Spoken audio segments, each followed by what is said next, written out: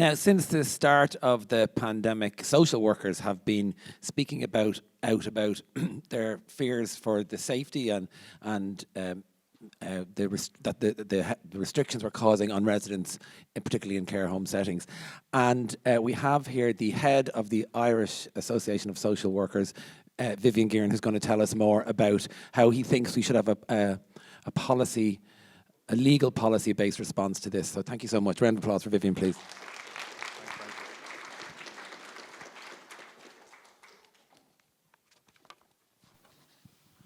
Thanks very much, Brendan. As Brendan said, I'm Vivian Geiran. I'm the chair of the Irish Association of Social Workers. And to begin with, I want to thank Care Champions for the invitation to speak at this really important event today. And I especially want to thank and acknowledge the incredible work among so many people, but particularly of the work done by Majella Beattie as founder of Care Champions. And in particular, to recognise and applaud Majella's outstanding and tireless commitment and the deep dedication, energy and compassion that she has brought to Care Champions' work of advocacy, support, education and campaigning for positive change. And that's exemplified in today's event. I appreciate that Care Champions is not a one-person show, but I do want to pay that particular tribute to all that Majella has done and continues to do, and especially to thank her for her leadership in this area of work. Thank you very much, Majella.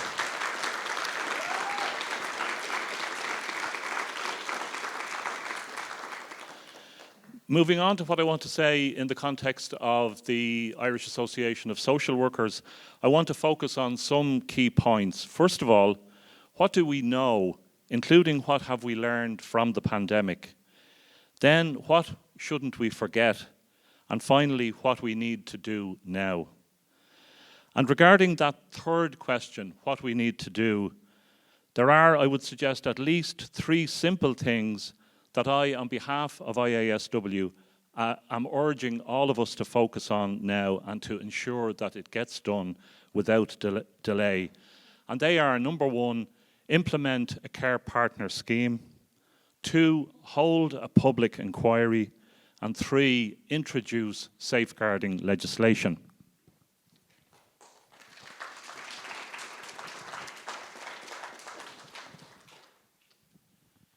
Care really is better when loved ones are there.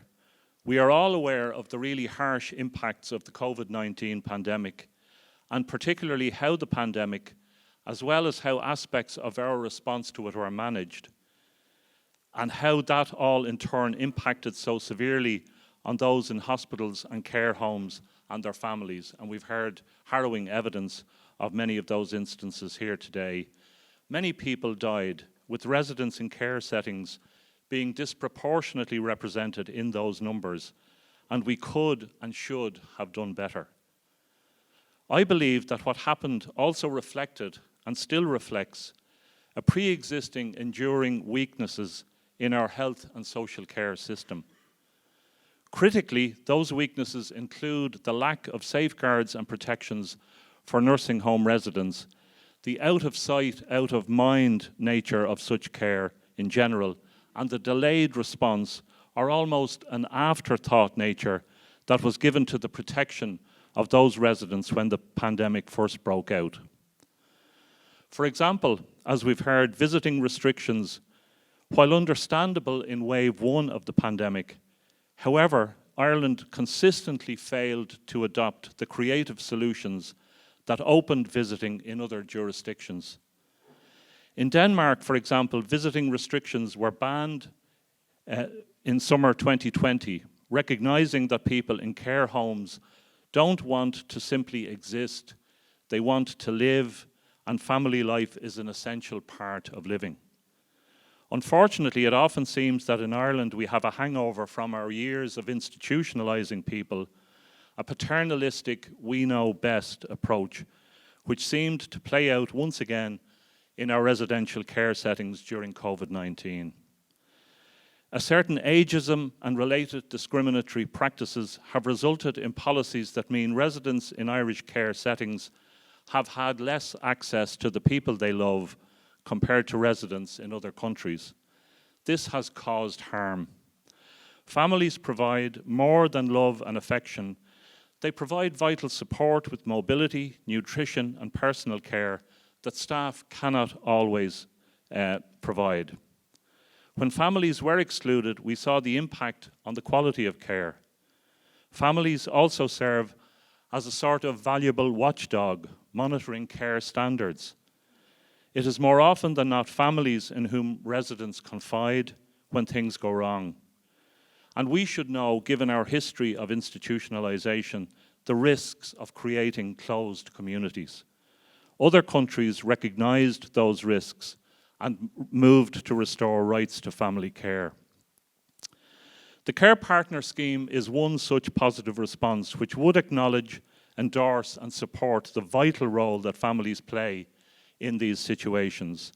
In Northern Ireland, as we've heard, their Care Partner Scheme is not law but is a clear policy and programme, with the Minister for Health warning that adherence to the scheme in the private sector, as outlined by Martina, is essential for continued financial support from government. The impact of the pandemic, we should remember, continues now. For example, residents do not have access to long COVID clinics or their local community physiotherapy, occupational therapy, or clinical nutrition service to support their recovery. A we know best attitude and approach often means that people's needs are neither understood nor at the centre of policy responses.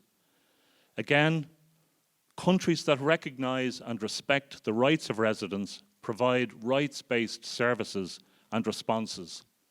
Unfortunately, Ireland has a long way to go. Social workers are not the only health and social care professional group who are deeply concerned about safeguarding and the various issues we are talking about here today. But social workers do have a key and leading role in this area. IASW is the professional representative of the over 5,000 social workers registered and practicing in Ireland. Adult safeguarding is a huge issue for us. It is one of IASW's priority advocacy goals, and that is why we published our revised and updated position paper on adult safeguarding last year. We have a special interest group on adult safeguarding, and apart from all the social workers directly employed in safeguarding roles, social workers across all areas of practice encounter safeguarding matters to a greater or lesser extent at different times in their work.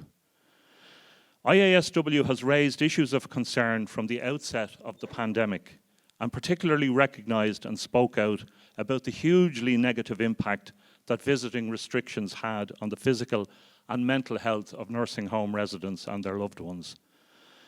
We also view this impact in the context of human rights infringements under the European Convention on Human Rights, Article 8, on the rights to a private and family life. UCD's School of Social Policy, Social Work and Social Justice, in partnership with IASW and Care Champions, ran 2 webinars in 2021 to raise awareness of these issues and our calls for mandatory reporting of abuse in the context of the lack of safeguards for nursing home residents. Social workers and IASW developed and promoted the resident and family liaison model, which was shown to be effective and helpful in the long-stay facilities that embraced the model. I make these latter points to demonstrate that in among all the negativity and the gloom, there are always positive things we can do, and at the same time, we have a long way further to go. Looking at the bigger, even global picture, it is also worth bearing in mind that family concerns about safeguarding did not and do not exist in isolation.